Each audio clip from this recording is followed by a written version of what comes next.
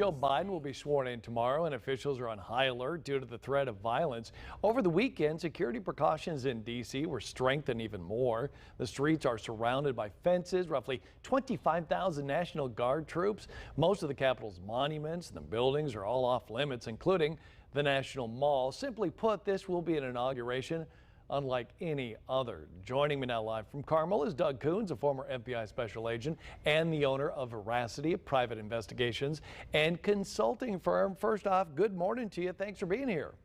Good morning. Thanks for having me. Not a problem. Hey, we've learned the FBI is now basically vetting all the National Guard soldiers before they could possibly be there to protect the crowd and the inauguration. What are you hearing about that, and what do you think about that? Right. I think it's a good idea. It's in an abundance of caution. It can't hurt to run these names through the database, through the watch lists, make sure there's nothing to be concerned about. Now, the FBI, they're basically collecting intel ahead of tomorrow. As we mentioned, they're vetting. I've also heard they're not vetting, quote unquote, the congressional people coming in, but I think is that just kind of a public thing? They're still going to be doing somewhat of a vetting process, you know, in terms of, are they possibly extremists? I don't know what they are actually doing and not doing, but I think anytime you have an opportunity to vet anything, it's a good idea. Err on the side of caution. Another good thing about what's happening is that a lot of these people have already gone through some sort of background investigation before they became part of whatever organization they're with or group.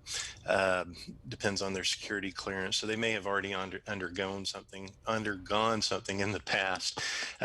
So this is just extra insurance, I guess, trying to head something off. Yeah, that makes sense. Doug, what about counter protests? Is that a possibility? Does that throw another, cog into this wheel that's basically a big messy situation?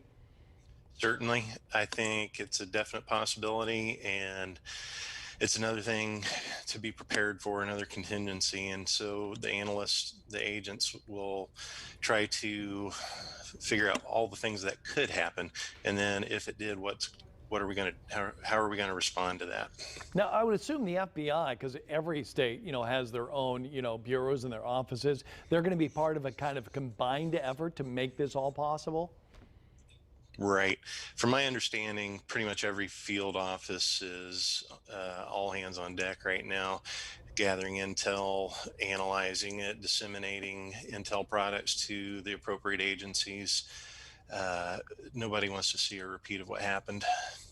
Now, did you ever think, Doug, you would see something like this? Obviously, the FBI is always busy before major things like this, but I'm assuming not to this extent. Right. I didn't expect anything like I saw at the Capitol that day. Was watching the electoral count, and it cut to the outside of the building, and I just watched in amazement. It reminded me of 9/11 when we saw the first plane hit, and then the second plane, and it just struck me as a similar feeling, a kind of a hollowness in my stomach. And I'm just curious, we're about out of time, and we're looking at the video. You mentioned 9/11. Those were obviously people who are attacking us from other countries. In this case, it came domestically. How did that make you feel, knowing so many law enforcement officers and, Capitol members obviously were there? It's very disheartening. It's to see people from our own country attacking people in our own country. It's just unbelievable. Doug Coons, owner of Veracity, joining us this morning, former special agent for the FBI. Thanks for being here this morning and giving us your take. We appreciate it. Thank you.